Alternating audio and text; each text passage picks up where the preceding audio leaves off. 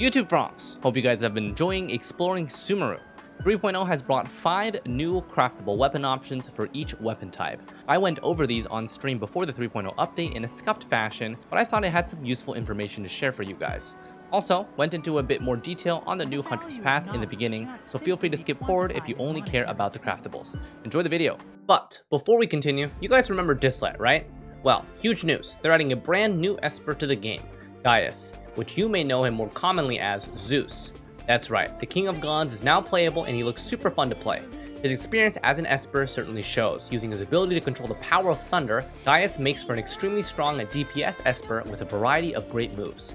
He can even switch from his normal state to his God King state. Not only is he the only Esper who can enter this state, but it subsequently makes him one of the strongest playable characters available. His moveset, animations, and design all fit so well with Xlice's trendy and futuristic art style, so I'm definitely going to try to summon him.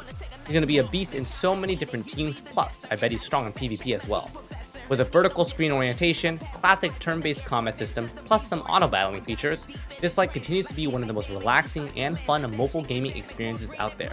I know a lot of you guys are already playing, but whether you're a veteran or brand new, open the link in the description below, and everyone can use code ESPERUNION for some incredible gifts, and also use code Nice to See You for homecoming gifts. Almighty Zeus awakens, but only for a limited time.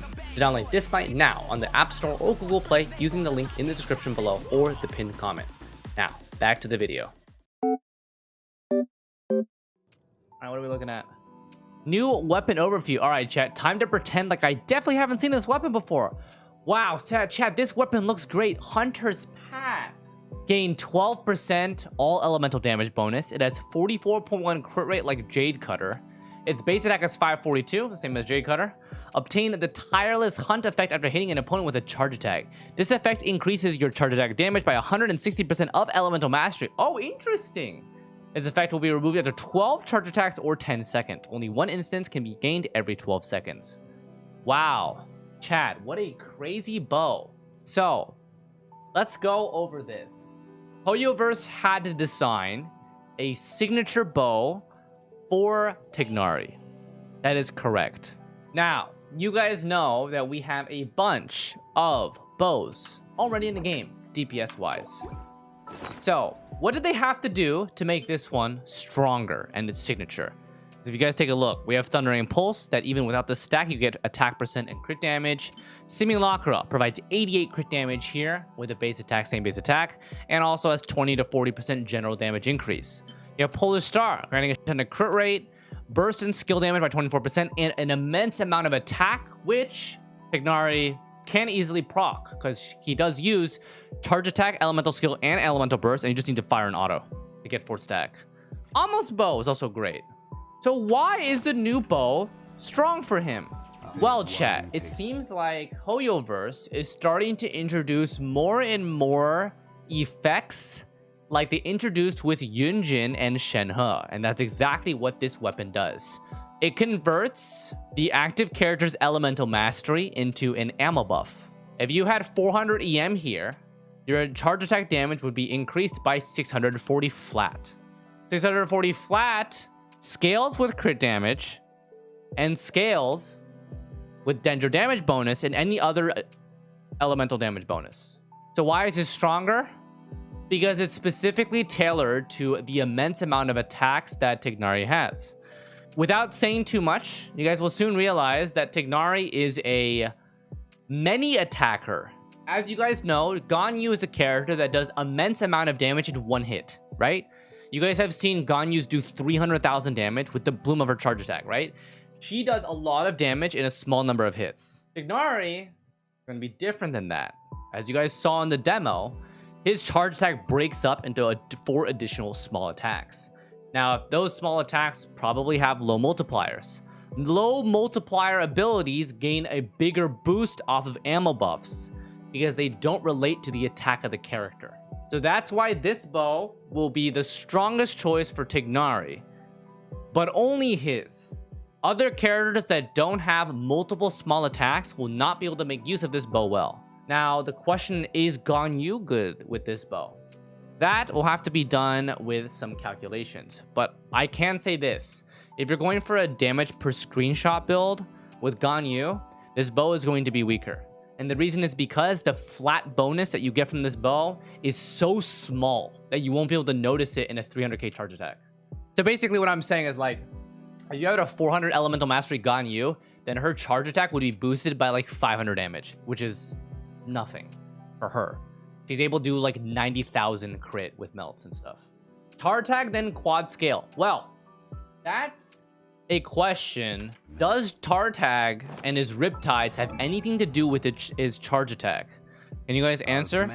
You guys can consider it for tar tag if he has scaling with his charge attack. And the answer is no. None of his charge attack besides the flash. No, the flash. The flash is like 18.6%. But I don't think it's counted as a charge attack damage. I'm pretty sure it's normal attack damage. I actually don't know. I forgot. I haven't looked at Tartak in a while. But yeah. And also, chat, in order to use that bow, you need to build Tartak on Elemental Mastery, and Lamau exited. Alright, let's take a look at the other bows. Boys, I actually haven't seen this. End of the line. How do you get this? How to obtain fishing. Fishing. Just like the catch. Alright, it's an energy recharge bow with decently high base attack. Flow Rider effect after using elemental skill, dealing 80% of attack as AoE damage upon hitting an opponent with an attack. Flow Rider will be removed after 15 seconds, or causing 3 instances of AoE damage. Who the hell uses this? Also has energy recharge too. I cannot think of anything off the top of my head that would use this bow. Maybe Kole. Without saying too much, would Yelan work? Well, chat, this is an attack percent weapon, right? There's no HP scaling here. This seems like the fish claymore has no particular use. Fishel, I think you'd be way better off running Stringless or Fading Twilight than this. All right, let's move on. King's Squire. Heavy attack, 55.1%. Base attack is lower to accommodate. Increases your own elemental mastery by 60 for 12 seconds when you use your elemental skill or burst. When that is removed, it will deal 100% of attack as damage to one nearby opponent. This is every 20 seconds. It's essentially an attack percent plus an elemental mastery bow, which is a choice for a Tignari for F2P gamers. Also potentially usable for Kole, just cuz. Doesn't have recharge though. It's just as it is. Just 60 EM on its passive. Claymore, also recharge based. Upon triggering any Dendro related reaction, a leaf appears for 10 seconds. The leaf grants 60 EM. Okay, so same thing, essentially. But it's recharge instead of attack percent and higher base attack. Also, chat, you guys notice this base attack is pretty high. 565 with 30% recharge.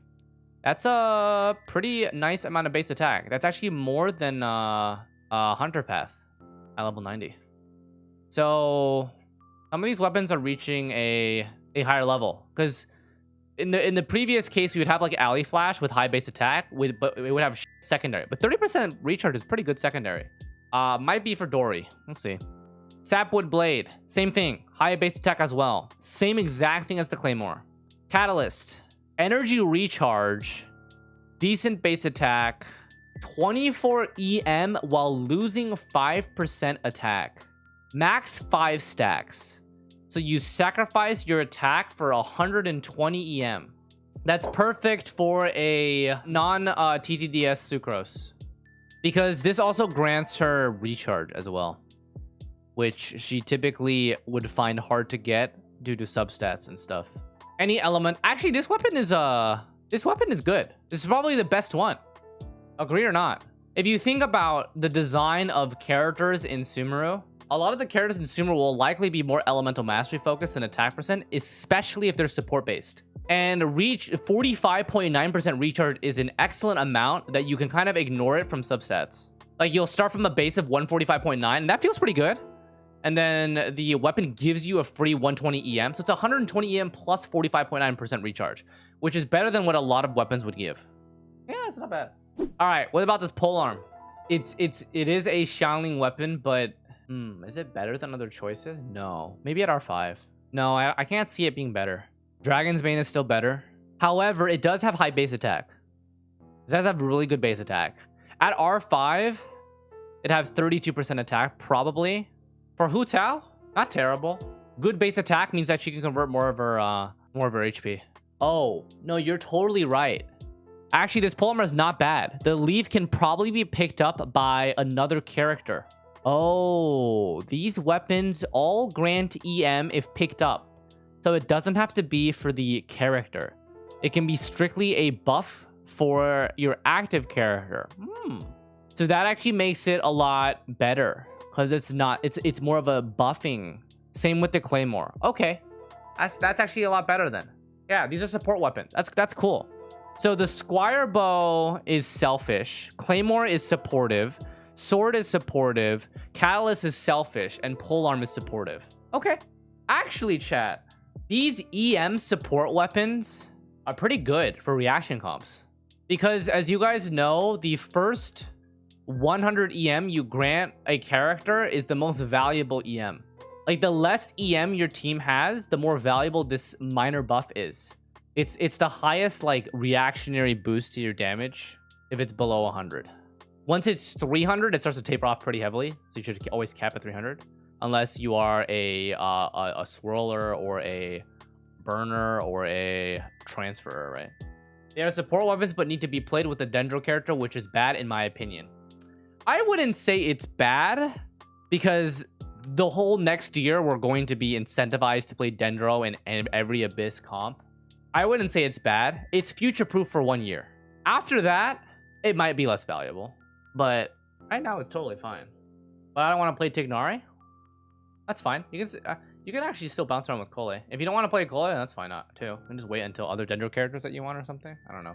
Chat, no one's forcing you to use these weapons. I'm just saying, okay, these weapons aren't hurting you, okay? It just so happens to be that if you are deciding to play Dendro characters, then you have a larger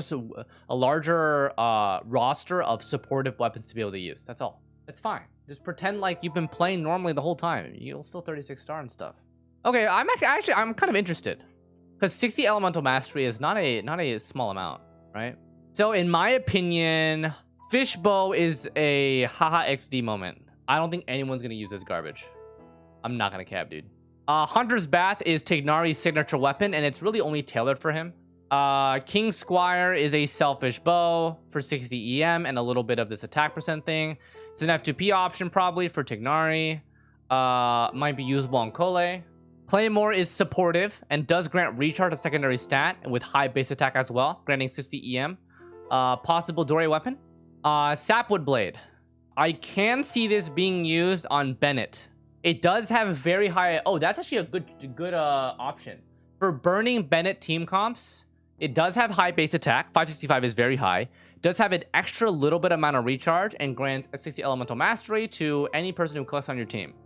Not bad. So this is definitely a possibility for a mix between... Actually, if you're not running Favonius Bennett, I think this would probably be your go-to choice. Because you do want recharge on Bennett. There's a lot of instances where when Bennett doesn't have his burst up, your whole rotation's and you have to stall for like 5 seconds. And you have to like whack with an E to get his burst up. So this will actually be a nice a solid one for Bennett on Burden teams. I'm sorry, not Burden, on burning teams. And then the Catalyst. Just a support Catalyst. 120 elemental mastery for someone like Sucrose. If it works on Sucrose. Who else, chat? Am I forgetting people for this one? I don't think Kokomi can use it that well. I can see Lisa using this. Oh, I cannot see Yai using this. Chat, Yai needs attack percent. 120 EM for 25% attack? No. Not for Yai, boys. Not for Yai. Why not just use Thrilling Tales? Well, as you soon will realize, Dendro reactions, they favor elemental mastery. So buffing attack percent for one of your characters might not be as valuable. 120 EM is considerably strong, and also 45.9% recharge is, yeah. Oh wait, no, it's Sasuke, but yes. Yes, this competes with Thrilling Tales, but if you're considering the new reactions, then, well, yeah. And then Polearm is the unique one, which provides a small little leaf of 16% attack. As of currently, it might just be another Xiangling weapon, because who else uses attack, elemental mastery, and base attack? Aha, Lamau. I think that's it for these craftable weapons. So, in general, I think the Sumeru craftables are not bad. The leaf dropping weapons, Sword, Claymore, and Polearm, I would consider supportive weapons. Sword and Claymore have Recharge secondary stat, and Polearm has Elemental Mastery secondary stat. For all of Sumeru, we can expect a higher priority for Elemental Mastery stat, and the Craftables reflect that with every single one providing Elemental Mastery in some way. In my opinion, the Polearm has the most limited use as of now, since only Xiangling really benefits from it, but she already has a multitude of polearms available for her, and she doesn't need another one. I can immediately see the new Leaf Sword being Bennett's new favorite FGP weapon, and possibility for the Catalyst to see usage in specific team comps that don't need Thrilling Tales on their Catalyst support. Besides that, we'll have to wait for new characters Sumeru has to offer. Hope you guys enjoyed a scuffed cut from livestream video. Don't forget to sub, and always, we'll see you next time. Take care.